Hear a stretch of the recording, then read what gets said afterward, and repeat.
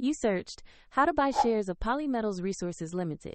Polymetals is an exploration and mining company listed on CBOE AUS with the ticker POL.ASX. This is an educational overview and not financial advice. To buy shares, you need a broker.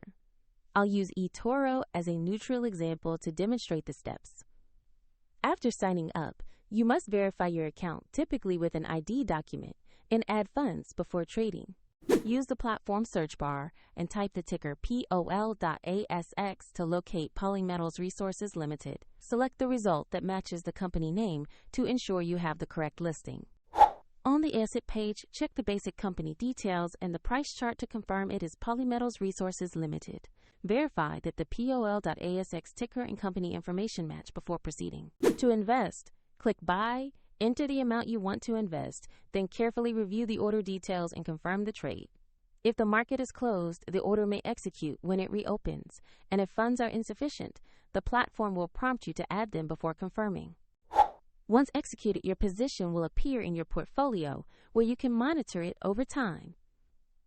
A link to eToro is provided in the description if you want to explore the platform further.